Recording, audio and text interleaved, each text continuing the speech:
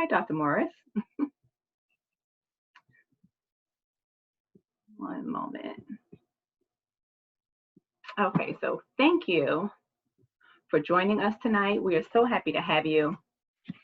Just a few house rules in the beginning. I just want to let you know that we will be recording this event, and it's for our own personal reasons. We may put a picture up here and there.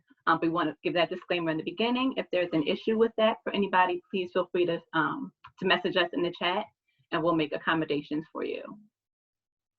With that being said, once again, welcome. We are so grateful to have you. I'm going to pass this off to Toby. He's going to get us started with an icebreaker. Hi, everyone. Good evening. Thank you so much for joining us with Stories of Atlantic City. We are embarking on our faith story circle. So the first thing that we're going to do is let's get to know each other. We are a nice small group. Right now we have about 14 of us together. So let's just take a couple of minutes to introduce ourselves. And then I'm going to ask everyone, we'll go around the room, and after you say who you are and where you are sitting tonight, please share on the scale of 1 to 10, where is your energy level right now? Okay, so my name is Toby Rosenthal. I am sitting on Absecon Island in Margate, and my energy level right now, I'm going to say is, oh gosh, I didn't expect to answer this myself. I think I'm like an 8 or a 9. And I'm going to pass this over now to Pastor Peter Eck. And I'm going to ask you to introduce yourself, and reminder, give us your energy, scale of 1 to 10. Yeah, thanks. My name's Peter, pastor here in Atlantic City of New City Fellowship down on Sovereign Ave. And been in Atlantic City for about, this is my 6th year. I came from North Carolina, and energy level, maybe, I don't know, about a 5. I got a bunch of poison ivy all over my body, so not very good. But thanks for having me. Of course. Okay, we'll go around. I'm gonna go to Tonya Robinson. Hi all, I just had to unmute. My energy level is about maybe an 8 or 9, you know. For the moment, you know, I'm kind of getting warmed up. I'm multitasking, I'm cooking, I'm doing a few things. I know I have to leave at 7 because I have a church thing to do on Zoom. So I'm just acclimating, you know. It's my first meeting with you guys. I'm excited to see all of you. Positive vibes, which is a good thing. You know, I look forward to hearing from you, and, you know, certainly before I leave, please let me know what the schedule is going to be, like how often we'll be meeting, and, you know, dates and times. That's pretty much it. That sounds good. Okay, so next I'm going around my Zoom board, and I have Marissa Luca up next. Hi, my name is Marissa. As Toby said, I'm currently sitting in my living room. I'm in Mays Landing, which is relatively near Atlantic City. And if I had to rate my energy, I would say it is a solid 7. About a 7. Great, thank you. Okay, I'm going to the next row. I see Stafford. If you could introduce yourself and share your energy level, please. Good evening. My name is Stafford Miller. I'm a retired Methodist minister. I'm currently serving under Dr. Milton at Asbury. I live in Atlantic City. I'm from Patterson, New Jersey, and my energy level, I'm a 9. I'm good. That's great. Okay, next to you, I see Reverend Milton.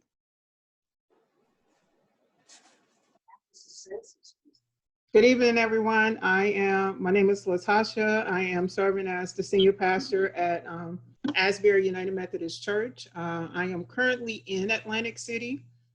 He called me doctor. That's the next step, and so I'll be hopefully living into that title soon. My energy level is probably at an 8 or a 9, somewhere in between. And so, yeah. Thank you for having me. Awesome. I see, and please forgive me, but it looks like Ms. Maria B, the next in the line. If you could introduce yourself and share where you are in your energy level, scale of 1 to 10, please. Yes, good evening. My name is Maria Benavides, and I'm in Atlantic City. And my energy level right now, I want to say maybe a 4 or 5. Okay, but I'm happy to be here. We thank you so much. Okay, next on this row is Ms. Christina Noble. Going to pass to you. Hello again, all. As you know, my name is Christina Noble, and I will be serving as your host tonight. I am currently calling from Egg Harbor Township, and my energy level, I would say, is about an 8, better than it's been the past few weeks, but it's also been quite a busy week. So I'm working my way on up, but still have some work to do, but I'm excited to be here. And I'm gonna pass it off to Miss Iris Ruffin. Hello, everyone. Hi, my name is, I'm a minister here in Atlantic City, New Jersey. I'm in my bedroom in my apartment. My energy level, I think now, is about a 7. I've been going through something. I was in a recent car accident, but about 7, I would say. Yes. And I'm glad to be here tonight.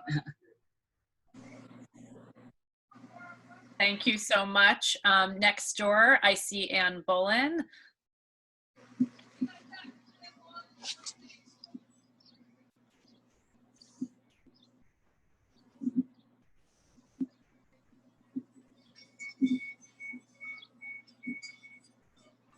And I think you're muted.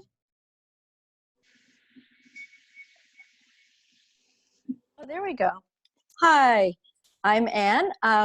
I am the main organizer of Mosaic, actually, and so happy that we have all these people here with us, and look forward to hearing Reverend Milton. And I have to admit, my energy level was very low coming home from work today. It's been a lot of work just in life right now as everybody's going through things like that.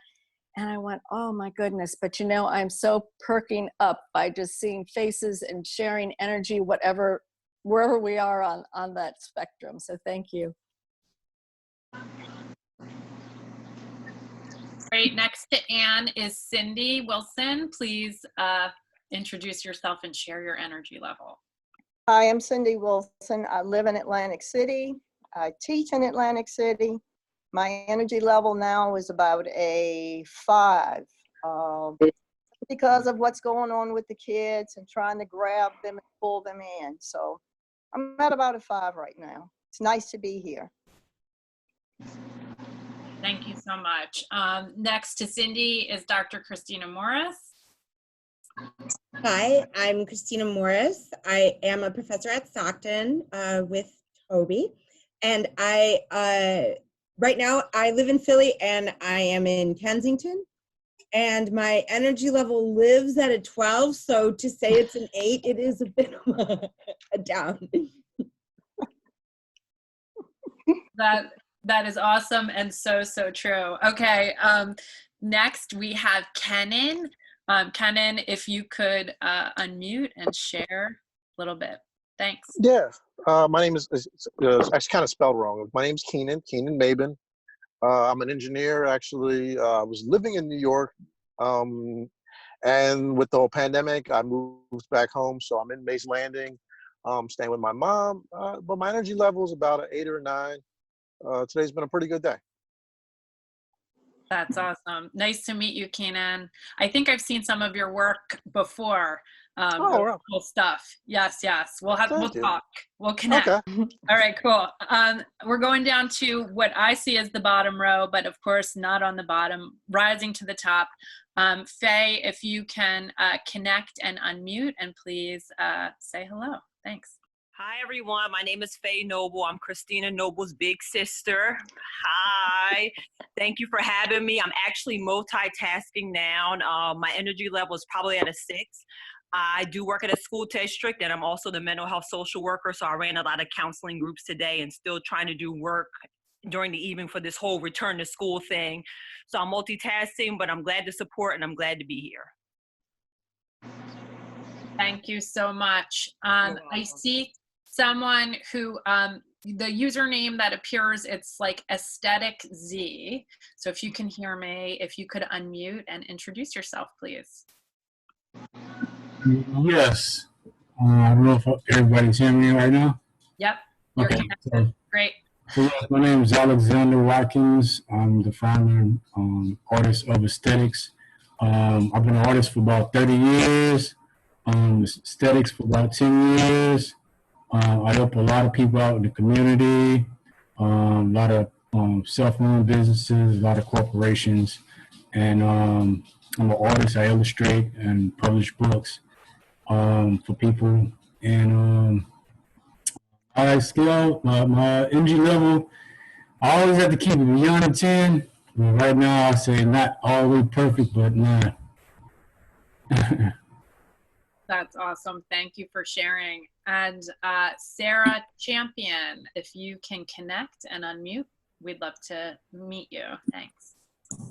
Hi, my name's Sarah. Can everyone hear me? I'm not sure if my microphone's working. Oh, perfect.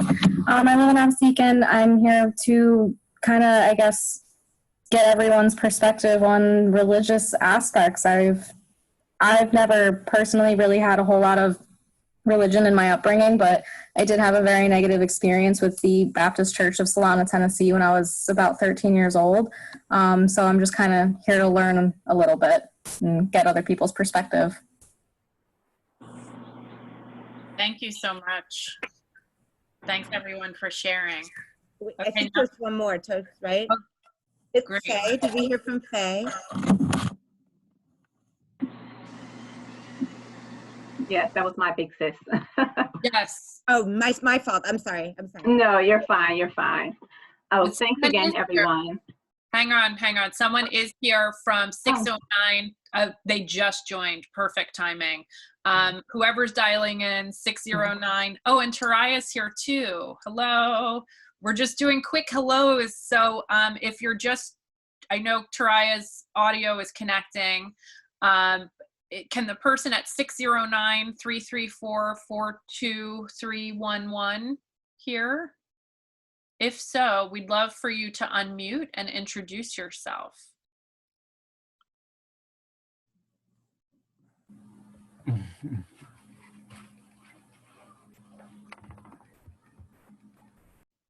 Okay, so while that person might be connecting, Taraya, if you can hear and unmute, we would love for you to introduce yourself and share your energy level tonight on a scale of 1 to 10, please. We've all been around the room, and I think we're averaging what, about a 7 or 8-ish? Okay. Hi, everybody. Gosh, what were we saying? You say introduce ourselves?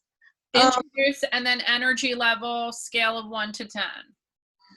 I'll start with the energy level, probably 6. I'll be low on the pole.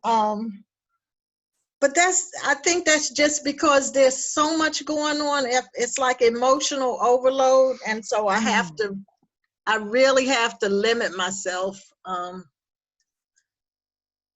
how much, TV, communication of any kind, just so I can zone out in my backyard with the flowers. Taria Abdul Rahim, resident writer, retired English professor. I guess some would call me a community activist of sorts, even though I haven't been that active in a little bit. That's enough.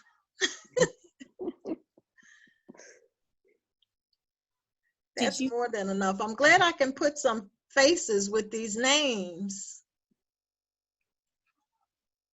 It's so great to hear from you. Thank you.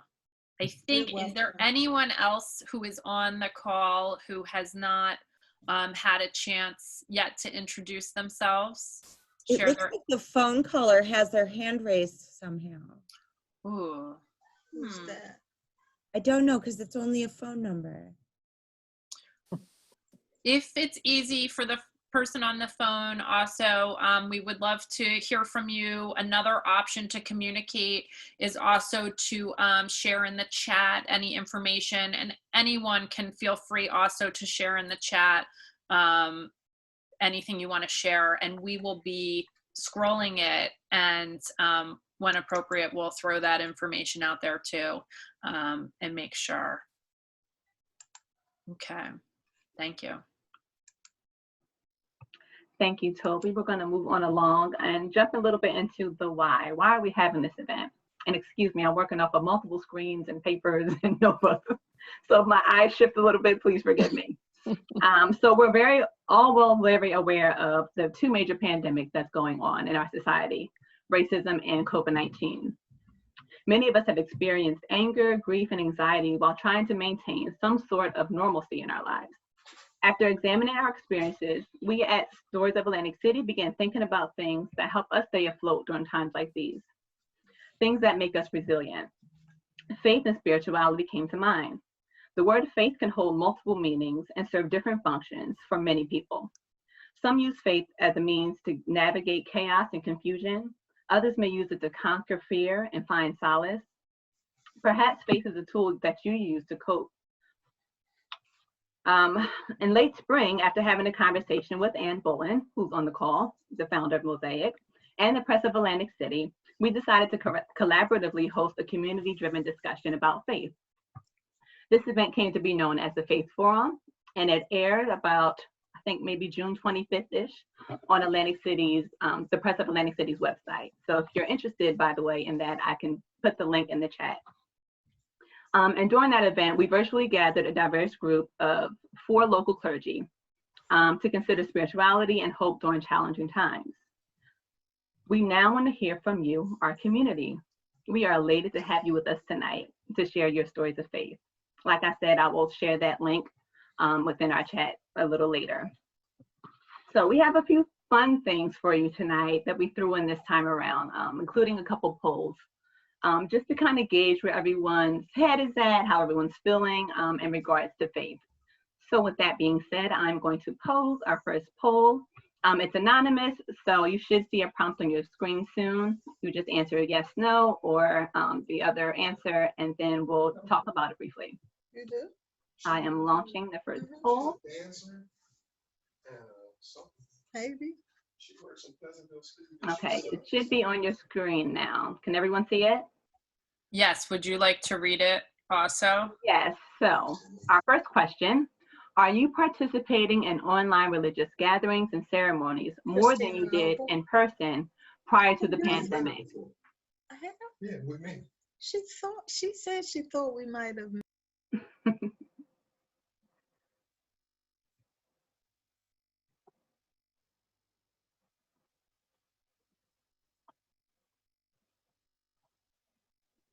So as you see the poll, you have an option to click which box is relevant, and then you click submit after you've chosen.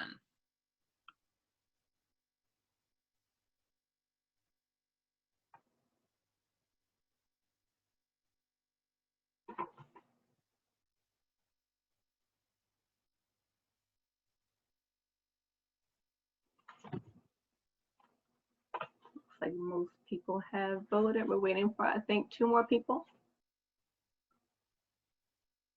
Seeing a trend here.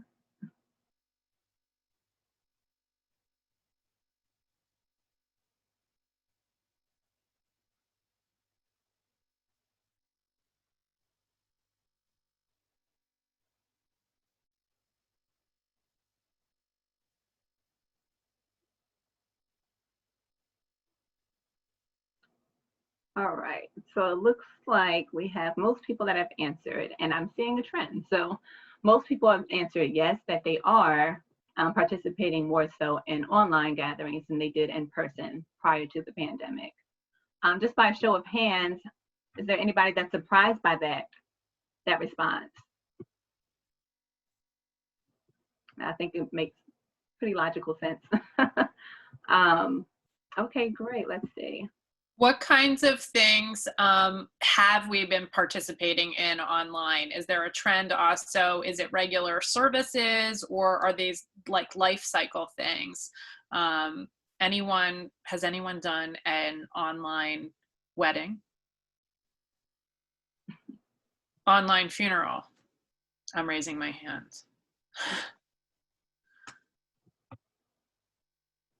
Just regular online church services. Has anybody returned to the church building?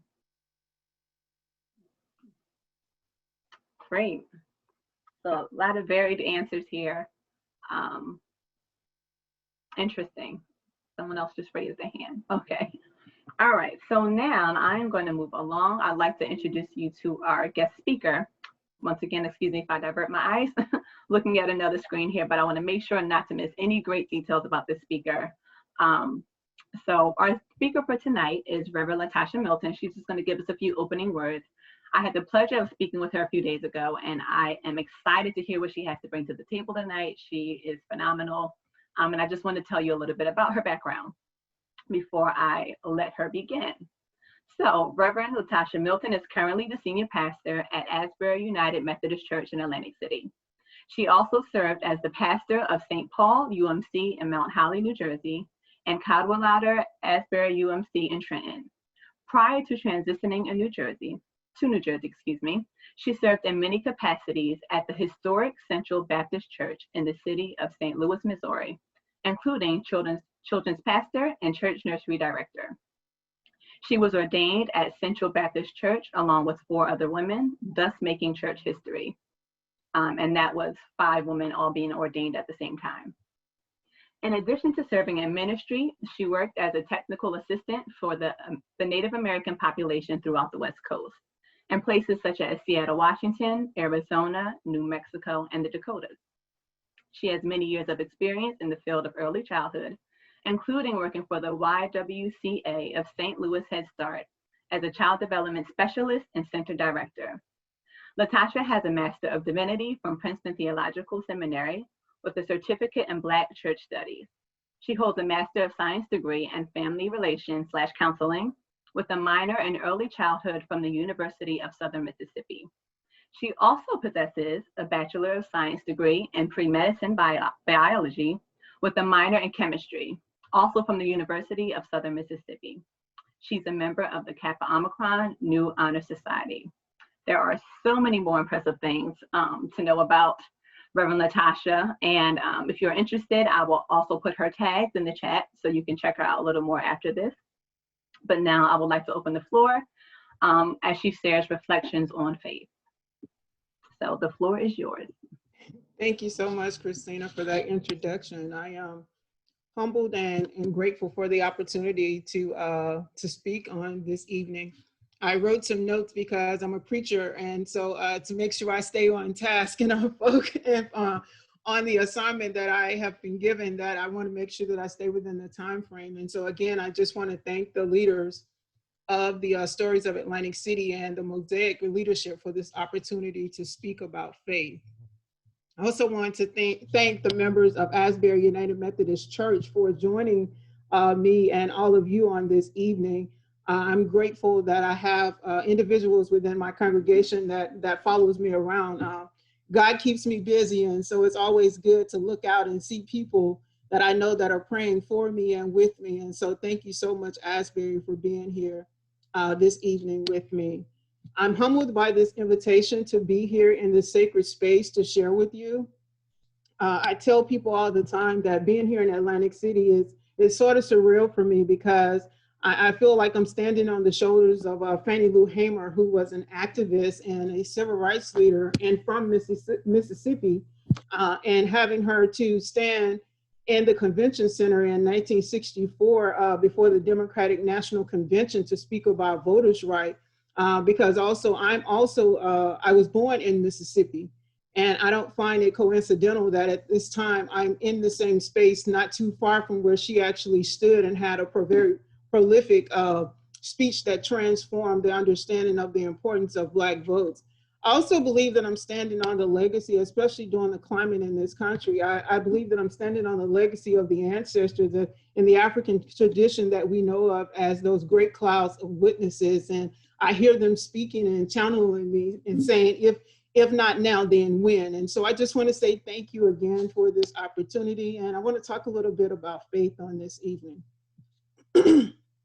One of the things that really stands out to me when we think about faith and when I think about faith are the words of Reverend Dr. Martin Luther King, when he said that faith is taking the first step, even when you do not see the staircase.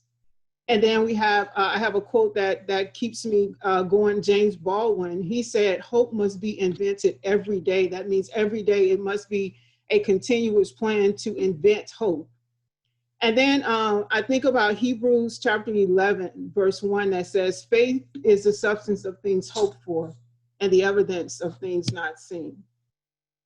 When I think and meditate on Dr. King's word, his words means to me is that you're taking a step, believing that the destination that you're going, even if you can't see it, whether that's believing in God, whether that's believing in Yahweh or Allah, that means that you're taking a step believing in something greater than who you are, something outside of yourself. Faith requires us to see beyond our limitations and to look at, it requires us to see beyond our limitations and our situations, and it requires us to hope into something bigger, something that's greater, something that's above, something manifested or created in a space. Go with me for a moment. When we visualize this staircase that Dr. King used in his analogy, I believe what Dr. King is saying is that we must be willing to take a step, not trusting in our own power, but believing that God will provide the step, even when we don't know how God will do it. That's very profound when you think about it, because it means that you're stepping into a direction that you're not even sure how it's going to pan out, but you trust that God will deliver and that God will show up in the midst of the stepping so that your feet is on solid ground. Faith is not just an abstract word. Faith is an action word that requires a shifting and a movement, whether that's spiritually, mentally, or physically. Faith for me, it's a refusal to resist the current situation that you may be in. You may be down, but you're not out. And so when I think about faith, it's a refusal to believe that whatever I'm going through right now, that this is the last word over my situation. That's what I think about when I think about faith. When I think about the struggles and when we look at the economy and the things that are around me, I don't know how God is going to work this out, but what I know about the God that I serve and the God that I believe in, what I know about my life, when I look back over my own personal testimony, I believe somewhere in my spirit that same God that was with me then is the same God who sits with me now, is the same God who's going to be with me on tomorrow. One of the things that's so significant about this climate that we're in with COVID-19, it was a surprise to us, but I believe that God is sovereign and omniscient, that it was not a surprise to God. And so what is our newness? It wasn't God's newness. And so in this moment, I tell my church all the time that God is using this moment to give us an opportunity to reconnect with God. Because when you go back and look at your life prior to this virus, there are so many things that kept us busy. We were busy running the children. We were busy running from one meeting to the other. We were busy doing whatever it is that's on our agenda. And a lot of times, I don't know about you, I'm a pastor, but I'm going to be very transparent with you. Sometimes I even neglect my own devotional time because I'm in the running. And so what this pandemic has done is it has given me an opportunity to sit down and to reprioritize what's really important. And one of the things that I know about a cup is that if it's empty, you can't pour into someone else. And so that's what's so significant about this time, that God has given us time that you would have never had any other way to reconnect with him so that your cup is full, so that now you're able to pour into someone else. That's what God is speaking to me at this time that we're in. And when we look at faith, that God didn't create the pandemic, but he can use the pandemic for his glory. And when we only focus on the negative, we miss the voice of God in the midst of what we're going through. Even when we're going through trouble or difficult situations in our lives, sometimes we can be focused on the in it, that we miss that still small voice that's speaking to us while we're going through. And that's what I love so much about faith, because in my heritage, I always heard that trouble don't last always. And that's what I stand on. The good thing about going through, that means that there's a promise and there's a hope that you're going to come out of whatever you're going through. You may have some bumps, you may have some bruises, you may be exhausted, you may be worn out, you may be tired, you may even have to come out with a limp. But the beauty of it is that you are coming out and that you are going through. That's what, when we look at the COVID-19, and we look at the legacy of racism in this country, that when we stand to protest, when we stand to lift our voices, what we're saying is that I have enough faith to believe that my defying what the narrative is going to shift the situation. I don't know how it's going to shift, but because I stood and took a stand, that I believe that things will turn around. And faith is refusing to believe that this is all there is, that things will never get better. And if we start looking at our personal situation through that lens, then we begin to see them as totally different, because it takes the power away from your situation and it puts it back in the hand of God. One of the things I always tell people is that you can't move to a new destination standing still. Faith requires us to move.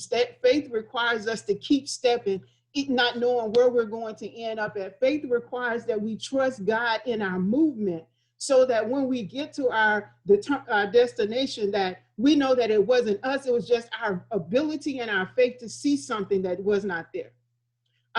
When I think about reimagining this country and what this country can be and should have been, when systems of systemic racism and any injustice has plagued this country from the onset, it requires faith, because it requires us to look at the possibilities of what could be.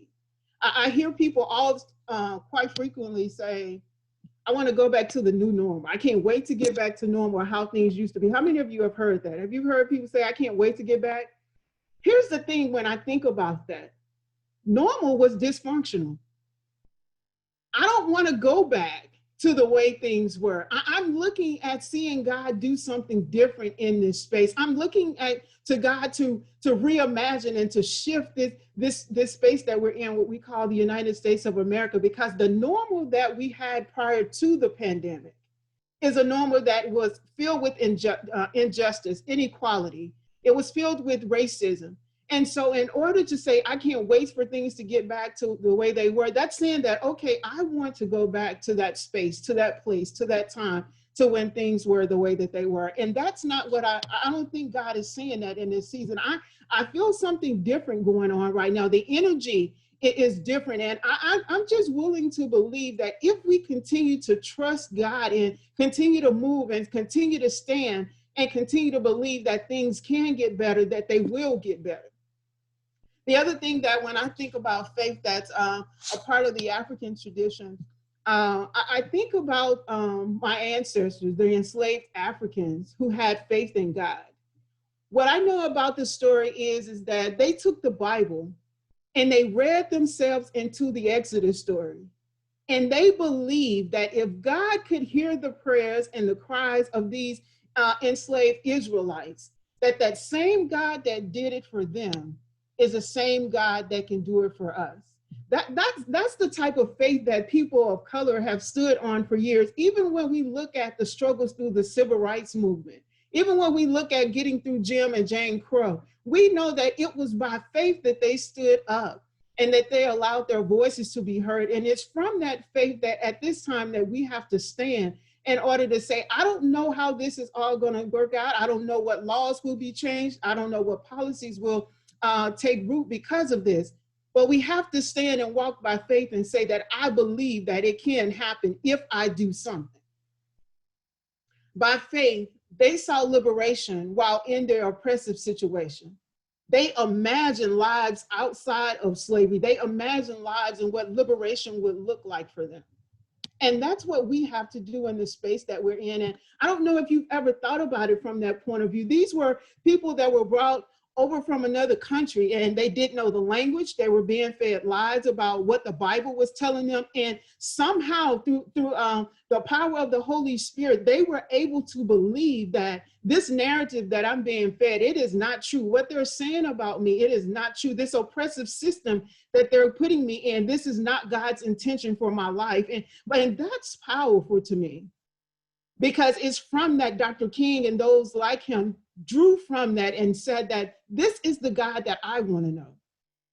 Faith allows us to see what could be while we're still in our right now. And if I find one of the things that I don't know about you, but one of the things that, like I said a few minutes ago, I just believe that greater is on the horizon for us. I believe that if we continue to step and continue to walk in faith, I believe that things can change. I believe that systemic systems of injustice and inequality, that they can be dismantled. We just can't get weary and well-doing. We have to continue to fight on and continue to stand and continue to believe that. I know the news sometimes can be depressive. It can be oppressive also, depending on which station you're watching, but we have to believe that things can get better, that things will turn around. I know a lot of people are wondering, are impacted as far as the economic conditions in this country. But one of the things that I know about God is that God is a waymaker. I just believe that God has a way of making a way out of nowhere. That's the legacy that I stand on, that God is able to meet the needs, even when you don't know how God is going to meet them. I know I have a personal testimony that when I was 14, going through one of the hardest times of my life, I heard God speak into my spirit and tell me that if I wanted to change this narrative that I was in, that I had to stand up. And he gave me a word that I keep with me every day. And he gave, it means nothing to nobody else, but every time I say it, it means a lot to me. And I wonder what, that is the word from I wonder what. And then I fill in whatever else there is. I wonder what would happen if we continue to walk in faith. I'm going to share with you. I wonder what would happen if we believe the impossible. I wonder what would happen if we decided to say, you know what, enough is enough. I wonder what would happen if we invested in our children's education like we do other things. I wonder what would happen if we decided to look beyond our current situations and move into what we could be. I wonder what would happen if we really believe that collectively our voices can impact this country. I wonder what could happen if we saw each other as human beings, the ones that God created us to be. That's the word that God spoke to me in when I was 14 in one of the most hardest times of my life. And that's a word I'll share with you. And so whatever situation you're going through, I wonder what, and fill it in and keep stepping. Don't become stagnant in mind. Don't become stagnant spiritually. Don't become stagnant mentally and physically. Keep moving and trusting God and believe that God can move you beyond where you are. And that's what I wanted to share with you on this evening when we talk about faith. Hold on to that I wonder what. Because when you hold on to the I wonder what, as I said before, it's bigger than you. And you understand that the power is not in you, that it is in someone or something that's greater than you. I wonder what this country could be if we really saw everyone as equal. And now I'll turn it back over to Christina. Thank you so much for this time.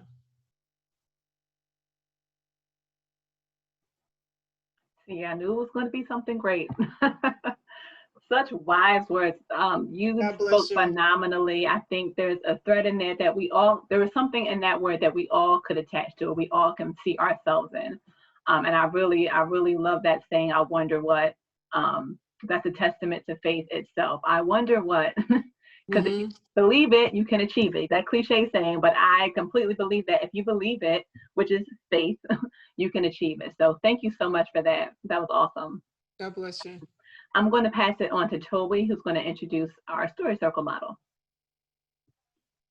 Thank you so much. I don't even have words. My energy has shifted and changed, and I am grateful for that, and to share this space with you, Reverend Milton, and everyone here. And I took notes. I wonder what, and believe me, tonight, I'm going to keep going back to all of this. So right now we're going to transition into thinking about story circles. And that's what I'm going to offer now, is just to share some information about what a story circle is, how we see it here through Stories of Atlantic City, and how things are going to work tonight as we break into story circles. Christina will break us into groups. This is one of those cool Zoom features of 5 or 6 people. And so she will do that, and we'll all enter our own Zoom rooms. We're going to get a prompt invite to go there, but not quite yet. Once we are in our Zoom rooms, one of the rules is that everyone who is here and in the Zoom room should really participate. That's what really fosters this great trust and story sharing. So there really shouldn't be any just observers. Whatever we do, we should really try to participate. In each group, there will be a facilitator who will essentially be a time taker. And I believe Christina and I have reached out to a couple of people who are helping us out with that tonight. If for some reason your group does not have someone who knows that they're an assigned facilitator, if someone could just step up and say, I'm going to take note of time. Everyone's going to have about 5 or 6 minutes to share a story based on the prompt that Christina is going to provide in a couple of minutes. And just some thoughts about what is a story and what is a story share for the purpose of this story circle.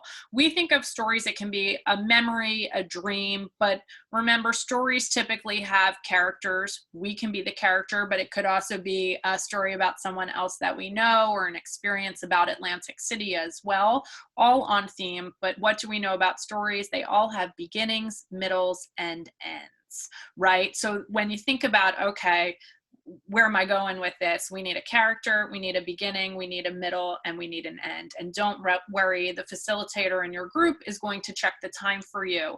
If we were together in person, in real life, out in the wild, we'd probably have something that we would be passing along when it is your turn to speak. We don't have that luxury in the Zoom space, so we really rely on this sort of trust respect system that when someone else is talking, we allow them to finish and we don't cross-talk or talk over them. If we have something to share also pertaining to their story, let's try to incorporate that into our own story as well.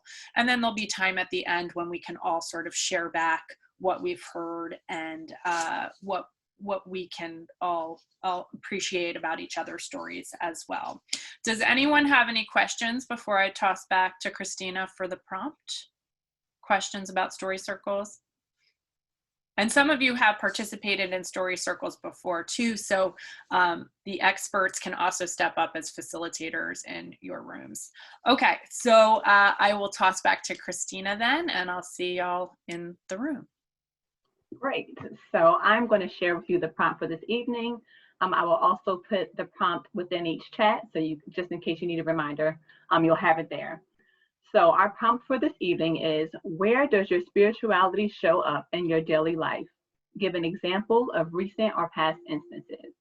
And before we break off, I just wanted to kind of reiterate something that I said earlier in the program, that faith and spirituality means different things to different people. Some may not identify as being religious, some may call themselves spiritual, some may not identify with anything. But there are things as humans that we kind of draw near to kind of center ourselves. I find that most people have some type of practice that they do throughout their lives, whether it's daily, whether it's meditating, whether it's yoga, whether it's praying, whether it's self-affirmations. There's some type of thing that could be considered spiritual, or you having faith, whether it's faith in yourself or faith in a deity. So I just want you to remember that, be open-minded, don't shut down or feel like you can't contribute because you're not religious, because we all have a story to share, and we value all of your stories. So with that being said, I'm going to go ahead and break you off into breakout rooms. And let us see. Just give me a moment.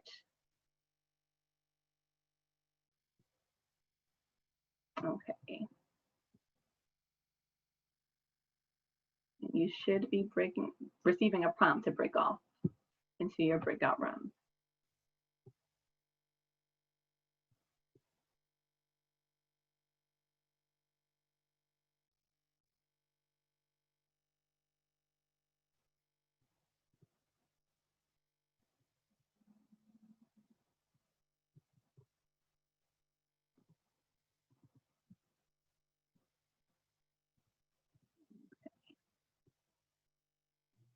All right. Hello, everyone. I'm going to ask you to unmute because this is the participatory event of the evening. So we'll be all contributing in this part. I'm just going to grab my little notebook here because I will be the timekeeper. So we have about 15 to 20 minutes to share some stories. So as I grab my notebook, is there anyone that wants to volunteer to begin? And I did put that prompt in here, but once again, I'll read it just in case we need a refresher. Our prompt for this evening is, where does your spirituality show up in your daily life? Give an example of recent or past instances. Okay, so I'll begin. I'll break the ice. So I believe in my spiritual life, excuse me, spirituality shows up daily between my prayer time as well as my outside time. I feel closest to God personally outside in nature. So I try to designate some time each day, whether it be a hike, a walk, a jog, a bike ride. I love being, like I said, in nature. I will literally sit in the woods for hours and just find that time to recenter, to refocus. And that's when I feel closest to God. Oh, we disappearing here? Uh-oh.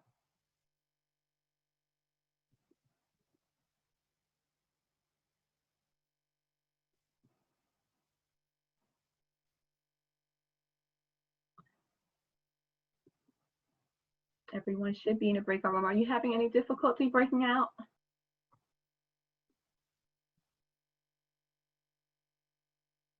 Uh-oh.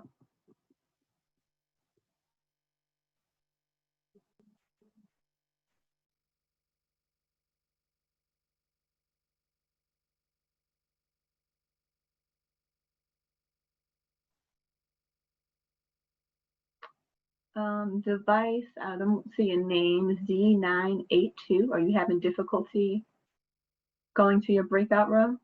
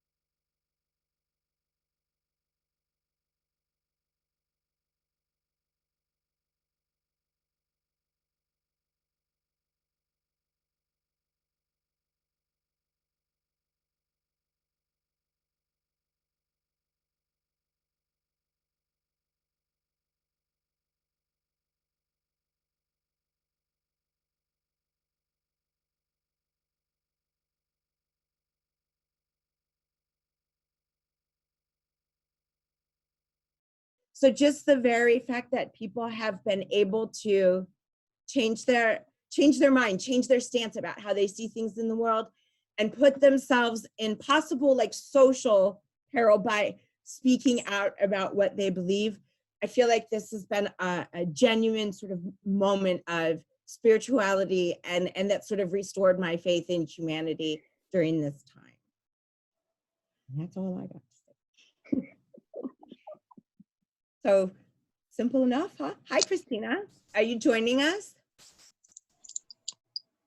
Are you in our circle? I'm hopping around to different groups. I just want to hear a little bit of everyone's wonderful stories.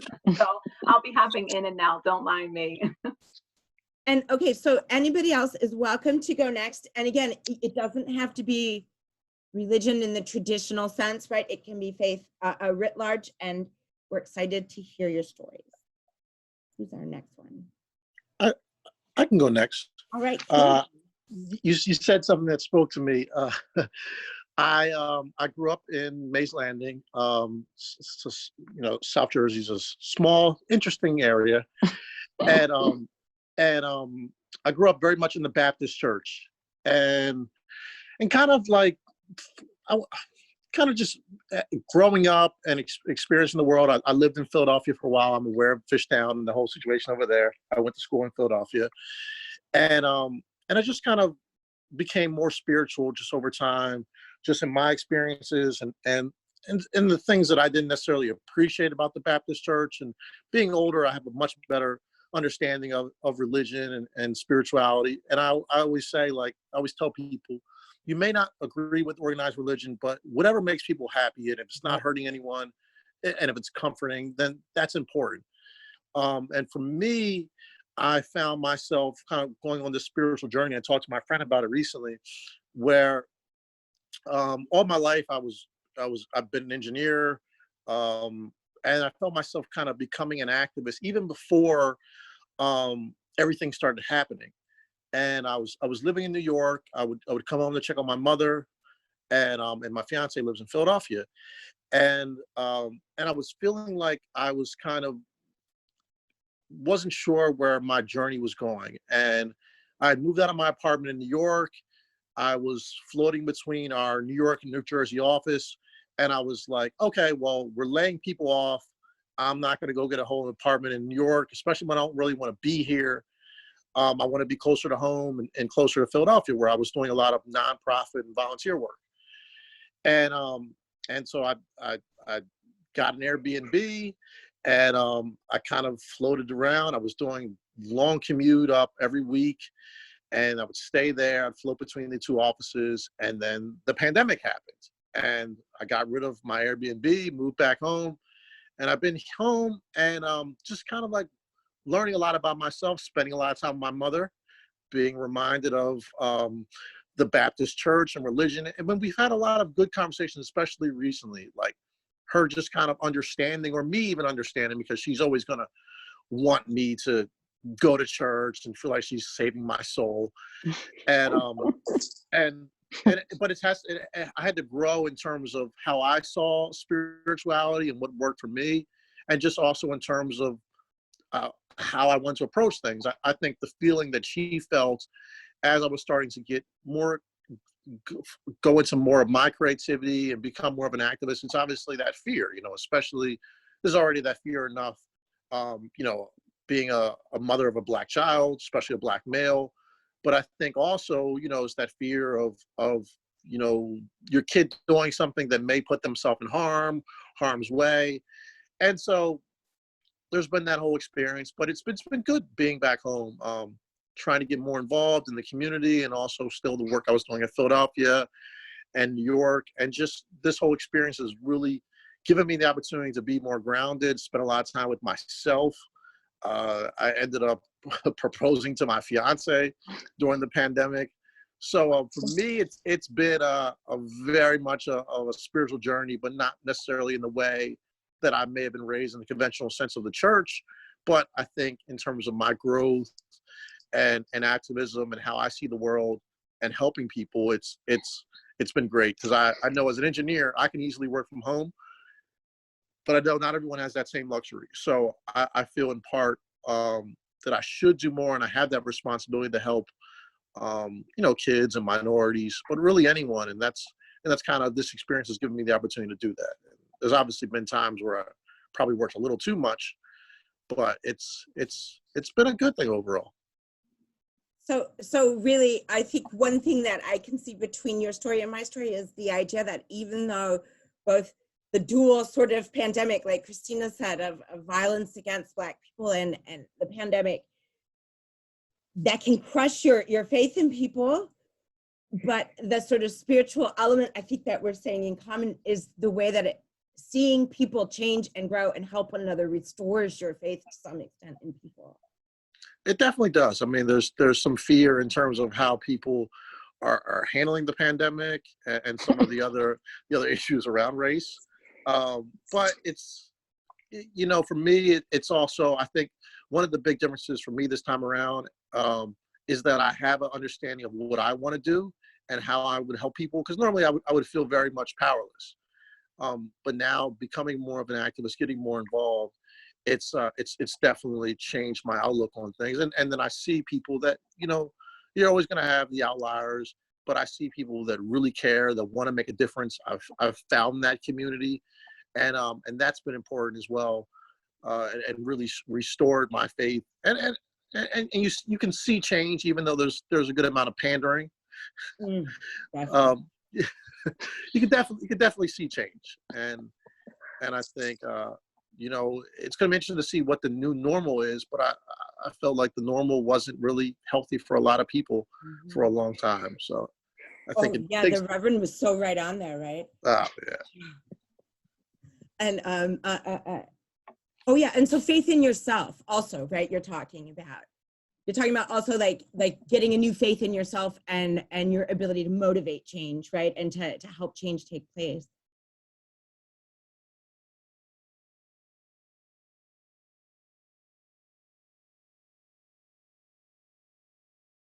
If I just take time to be still and to listen and to sense God all around me, I can connect with this eternal presence that reaches out to me all the time, saying, "Staff, I'm here." And so how do I incarnate that? I think it's one thing to be a spiritual person, but how do you make it real? Otherwise, I'm a spiritual person. I have a nice little T-shirt. How do I make a difference by being a spiritual person in my surroundings? And since of COVID-19, we're all we should be on quarantine and away from certain people, protecting ourselves. One thing that the Holy has showed me is how I can be I can incarnate the spiritual in my household. I can't get out to see people in the hospital. I can't do visits. I can't visit the sick. I can't do things of that nature what pastors normally do. So that I can focus upon, where I'm living at, who do I live with, and how can I be more spiritual to them or incarnate my spirituality. And my wife and her father lives with us, and he's 93 years old. And let's say he's very colorful, if I may use that word. And what the Holy is showing me is how can I be more spiritual to him versus me being spiritual to people down the street, people in the local church, people who I may be interacting with. So how can I be more spiritual to him? And also too, how can I be more spiritual to my immediate family, like my daughter who lives in Pensacola, Florida, and my grandson who has a birthday this week. I can't fly down to see them because that puts me in a whole quarantine situation. So I can send them presents and cards and Zoom phone calls. So I really sense that the whole journey to deepen our spirituality requires us to strengthen our spirituality. Because, this world can really snatch things from you really quick. So how do I strengthen it? Is by just spending more time with God, really intentionally. I have spiritual practices. And then there's silence and the stillness and all sorts of wonderful practices that people over years have really adopted through readings. That's how I kind of nurture all that. And then also, how do I incarnate it and make it real it's like I just gave you some stories, and I could tell you some of the stories of living together in a house, not being able to leave, you know, and then there's all kind of needs pop up. So I think that's kind of what the question that was placed before us, how I choose to answer it. Thank you for that. Oh, I jumped in, Marissa. Thank you for that. I'm jumping in and out of different break rooms, so excuse my tardiness. I'll just jump in and add a few words. I know we have about 5 minutes left. So our prompt: where does your spirituality show up daily in your life? For me, I can think of 2 instances. So I identify as Christian. So something that I do daily is pray. That's one thing. But another thing that I find that I try to do daily is go out in nature. I feel close to God personally when I'm in nature.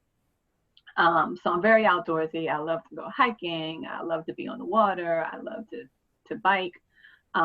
So that is where my spirituality shows up, because that's where I feel closest to God in my daily life. When I get that chance to get outside and be in nature, you know, I really feel God all around me. So that's how I would say that I practice my spirituality in that way. And then for more of a story for me, I am a traveler. I love traveling. Unfortunately, the pandemic has shut that down for a while. And even once they lift everything, I'm going to let the air out, so to speak, before I find myself back on a plane. But I went on a journey around the world, so to speak, a few years back. I hit about 30-ish countries, and I went by myself. So that was a major leap of faith for me. Quitting my job and hopping on that plane. I know my mom had plenty to say, which was understandable, me traveling alone as a female and Black at that. And clearly, even, you know, just thinking about how we see how Black people are treated in this country, there was plenty of fear for her to have, but I took that leap of faith. So for about 2 years, I traveled back to back. That's all I did. I hit different countries and I just really explored. So the way in which I showed my faith then, well, one, like I said, that whole jumping over across the ocean was a leap of faith for me. And I still kept my regiments. I still took my walks. I still was outside. I was still doing everything I could physically do and possibly do within the time that I was in these certain countries and in these certain cities, talking to people or trying to communicate, because I didn't always know the language. But just relating this back to faith a bit, it really restored my faith in humanity. I went to all these countries and didn't have any issues. People were so helpful, and it was a big change for me leaving America and then going to these other countries and seeing how they treated me as a single Black woman by myself. So it really restored my faith in humanity at a time that it was really faltering. And unfortunately, it's kind of going back to that. I know better is coming, but you know, at that point in time, my faith was restored.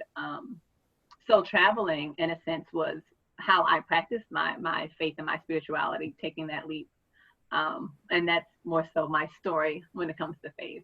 But definitely in my daily life, like I said, it would be going out into nature daily and just using that time for meditation and recentering after being in front of screens all day, whether it be my laptop or my phone or whatever the case may be. That's how and where it shows up in my daily life. So thank you for listening to my TED Talk.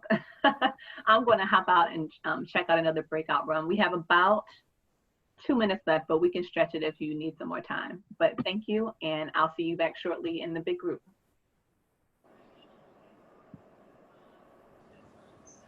So if we are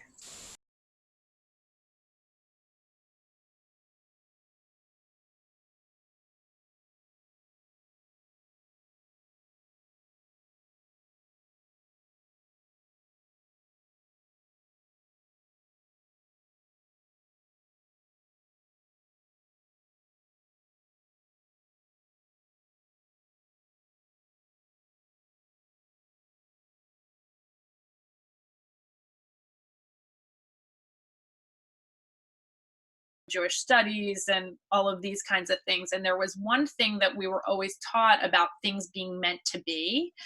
And that was something that always, like, so when there are coincidences, when this person knows that person, or you meet on this random street in another city or town, it's called like Bashert. It's this Bashert moment. And one of those recent things I remember was, meeting someone on a street in Israel, of all places, and that, like, in the holiest land. And it was my college roommate met someone who would become her boyfriend, who also went to college with us. But it took us going to Israel to meet this guy on a street in Safat, which is this artistic, mystic town in Israel as well. So that was one of those early things of like, this didn't just happen. There's some divinity, something's happening here in a holy place as well. So that is a very early, on thing, but I've always sort of felt faith and belief in some way too. Hi, Christina. So we all had a chance to share. We did all have some themes as well. Great. I guess I jumped in at the right time. Perfect. And it looks like we're wrapping up anyway, so I'm sorry I missed most of your stories. But at least we'll share those overarching themes back into the big group, which we're about to enter now. So I'm going to exit, and then I'm going to bring you all back to the big group. Great.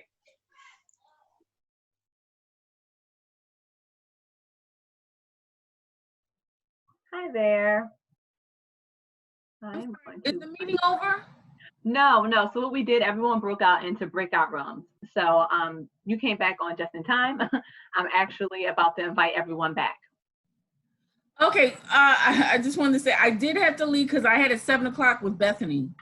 Okay. So I did my thing with them. I tuned in, but I really was interested in this meeting. So I told them I'll be back with them next Thursday because they're going to be meeting for the next Thursday every 3 weeks.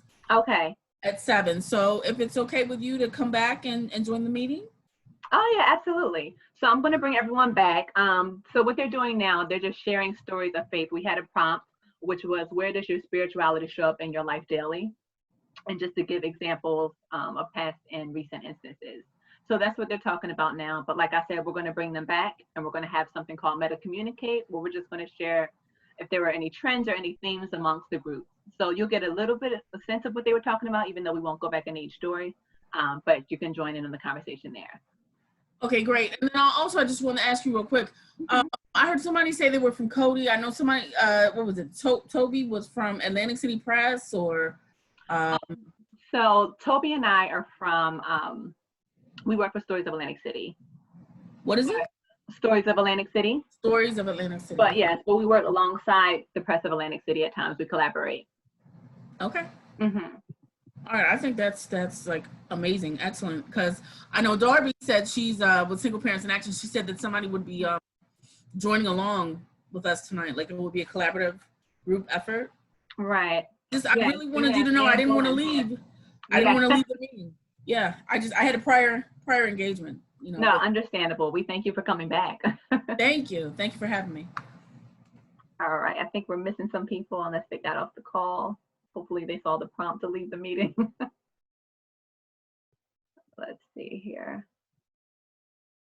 I think everyone's back. All right. So we're going to go ahead and move it along because we are almost finished our, oh, there we go. I was going to say we for sure lost some people. I was going to say, I think we lost quite a few people. Welcome back, everyone. You scared me there for a second. I thought we lost half of you. Okay, so I'm actually going to pass this portion on to Dr. Christina Morris.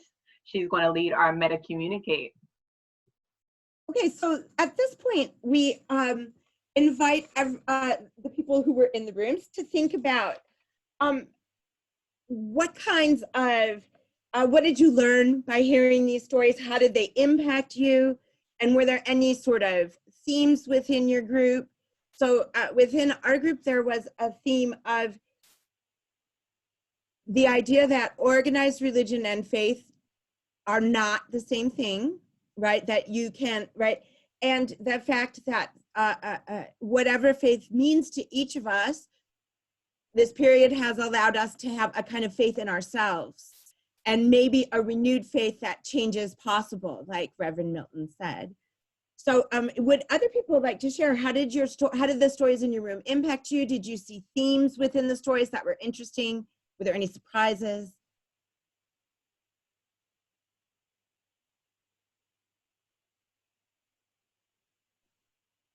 I can share a little bit about what was in our room. Some of the themes were that some of the most awakening moments for our group was when something physical had happened to us, whether it was an illness or run into poison ivy or things like that, right? We really can't dispute faith coming through these times, or how do we get through that? So that was one theme.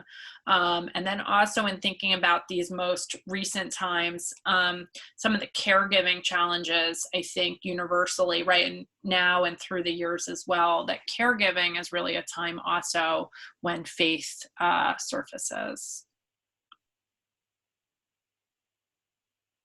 Does anyone else want to share something, even in a story that they heard that today that moved them or surprised them or struck them in some way?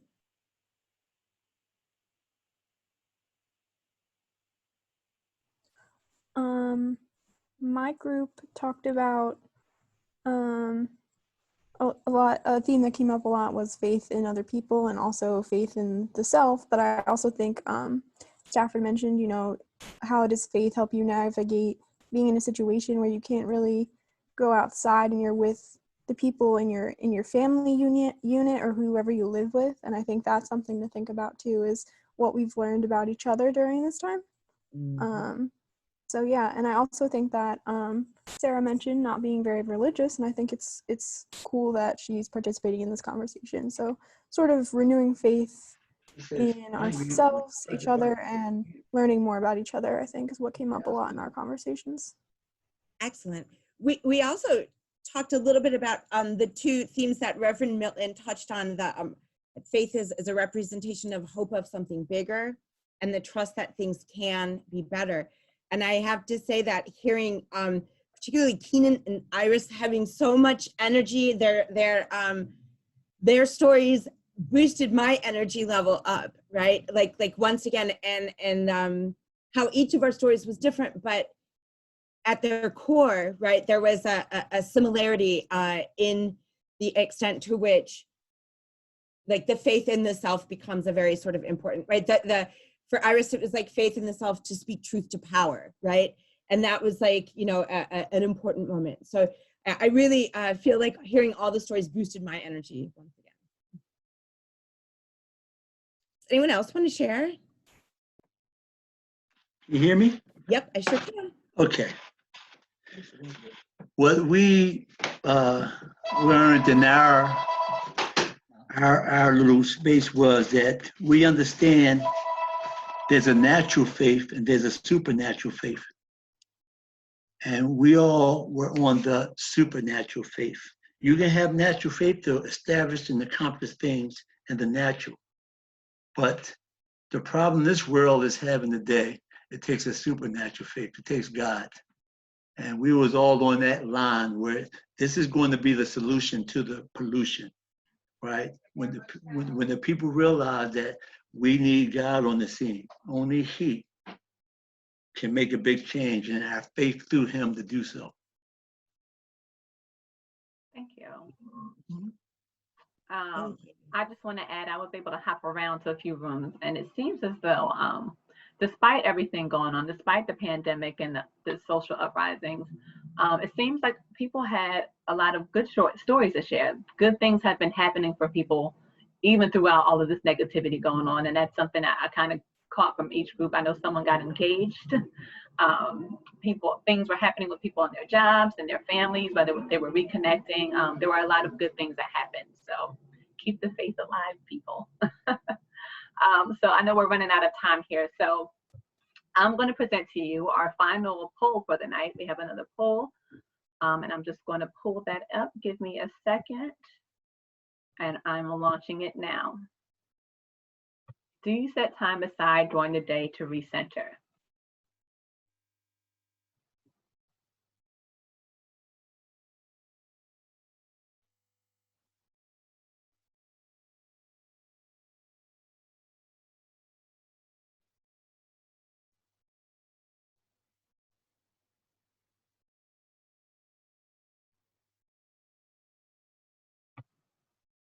Okay, I think we have about 2 more people that need to answer. Once again, I'm seeing a trend.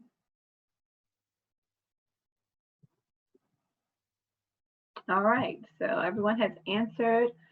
63%, percent of people say yes, while 38% said no.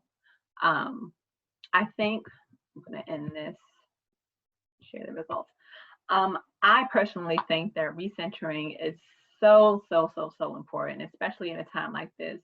I know I mentioned in my group, someone said there's not enough hours in the day. I agree. Coming from personal stance, this pandemic it's had its ups and downs for sure. But one of the ups has been, because I'm so close to home now, I've always been a busy person. I've always been at work and teaching classes and doing this and doing that. I never really had the time to just sit down and refocus. And even when it came to the weekend, I was trying to run errands because I couldn't do it during the week. And then sometimes that even made church feel like a chore because I was already so burnt out and so tired. So one of the things that has happened for me during this pandemic is I've been able to find that time, even if it's not daily, different times throughout the week, to center and refocus. And the way I do that is by going out into nature. I know I mentioned that in one of the groups. And that's when I feel closest to God, honestly. So what I try to do, I'm an avid hiker and biker. I like to be on the water. I'm that girl. So whenever I can, I will try to find the time to be in the garden or be outside and just listen to the sounds and just recenter. And that's the way that I recenter. And I find that it does loads for me. I didn't start that until later into the pandemic. And the difference now compared to when this pandemic and the horizons first started, I felt burnt out all the time. But just finding the time, whether it's 15 minutes, 30 minutes, to just kind of step outside and recenter, I found that that's really been helpful. So for those of you who said no, hopefully you find some time to just do something for yourself. Find that time, whether it's just to sit in silence, close the door away from your kids. I don't have any kids, so I don't have that problem. But just that refocusing and that recentering is just essential, I think. So thank you for answering that poll.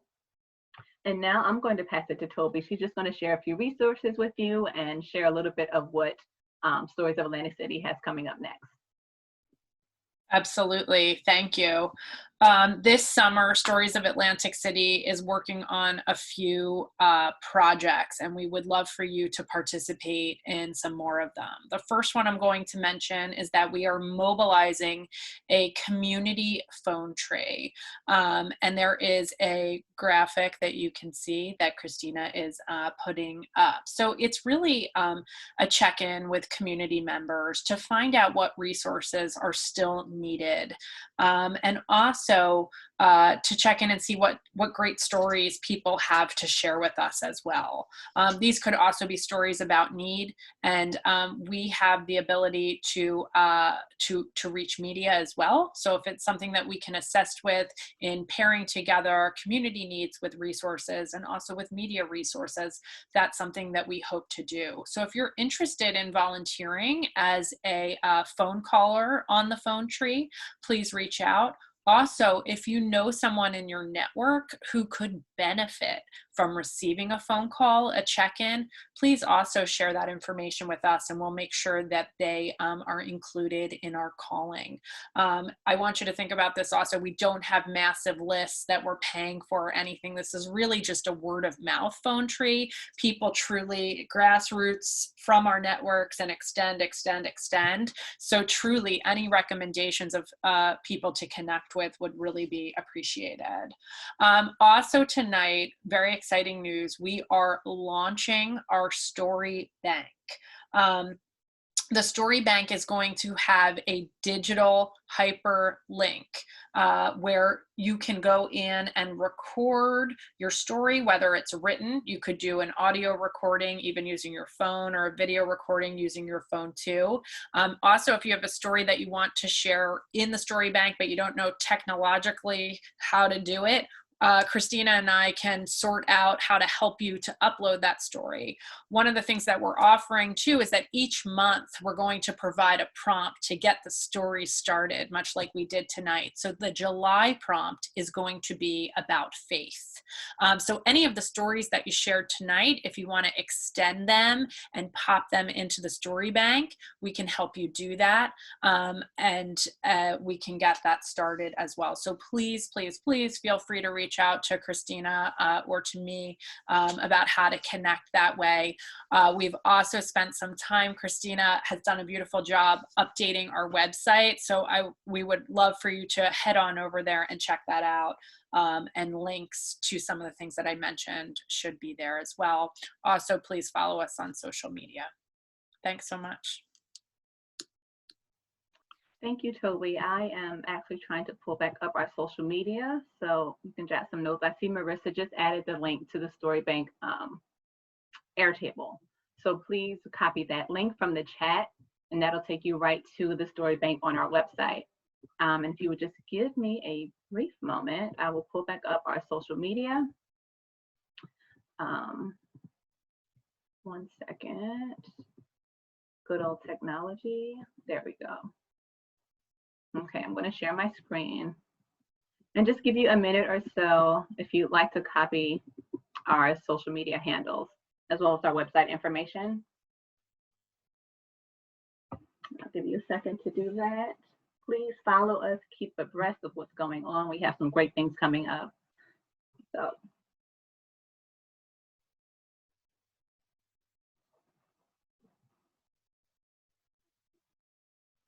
Also, if you're interested in being on our email list, please feel free to, you can either write it in the chat, you can message me privately, me or Toby, or just put it in the chat and we will copy and paste it and put it into our email list so you can also keep up with our newsletters that we'll be having going out soon, as well as any other information that you may need. Okay, and I'm just going to keep this screen up because we are at the end of our event. And I just want to invite Toby to also give some closing words. I just want to say thank you so much for taking your time to spend it with us.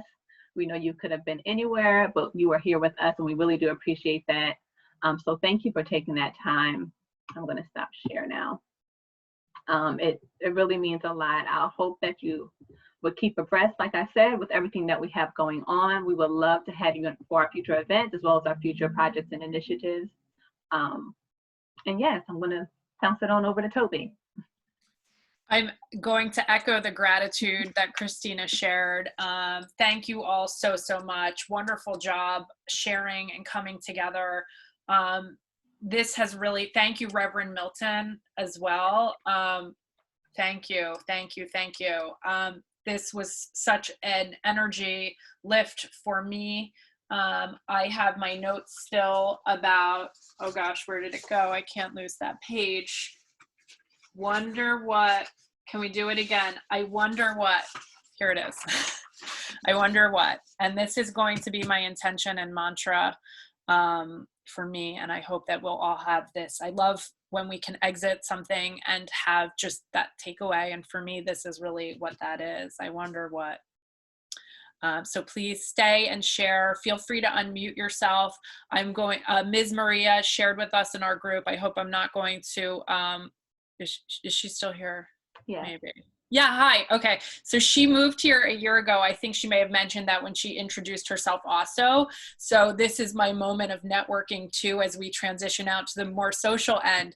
Let's all hook Ms. Maria up too with our networking in Atlantic City, because as she mentioned, she did recently move here and she's looking to connect even more. I know she's already connecting, but we're so glad to meet you tonight, for sure, for sure.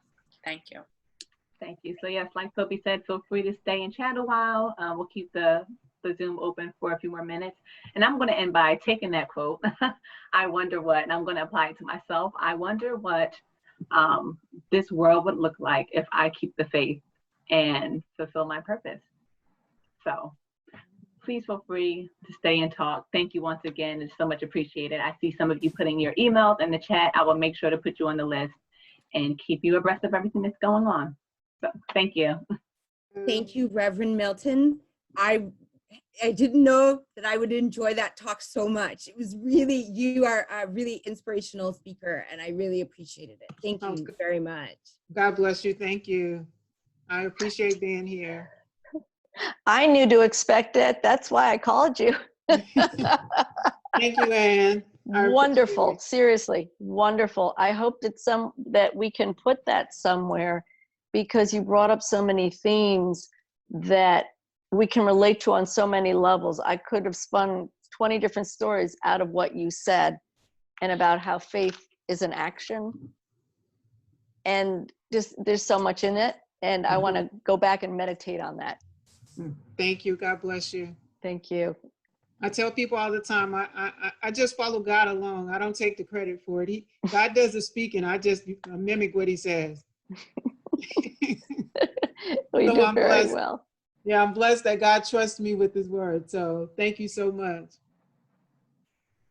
Wonderful. And we have some other faith leaders in here, Stafford, and there were a few other people. I didn't get everybody. I'm looking at my notes here. Everybody's name. I think Iris Ruffin and some others would just love to find a place to. Are you there? Yeah, I just appreciate everyone taking part that way. Likewise. Is there anyone that had any questions? I know I was talking to Tonya a few minutes before we got back on to our Meta Communicate. She had a few questions about some future events, but is there anybody else that had any questions they'd like to ask before we go ahead and head on out? I haven't had my recentering time yet for the day, so I'm going to go find me a nice cup of tea. That's I it. just wanted That's to make it. sure before we all break up that people know that if they didn't get the link to share stories for the story bank, they can contact you guys, Christina Noble and Toby Rosenthal, and you guys will make sure that they get that link or help facilitate their storytelling. Yes, absolutely. As Toby said, I did just recently update the website. However, I'm going to go ahead and add that story bank tab on there. So when you click on that, it'll take you to the link too. So that'll be done in the near future, just in case for whatever reason you couldn't get it from the chat. And if you need to call us, email us, that's also an option. Feel free to email me. Sure. I have a networking question. Reverend Ruffin, Iris Ruffin, did you have relations from Atlantic City High School that may have graduated around 1995? I don't know. Because my last name is an R, and my homeroom, if I remember, I was with, I think, some guys who were Ruffins, but I'm not sure if she sees me, but.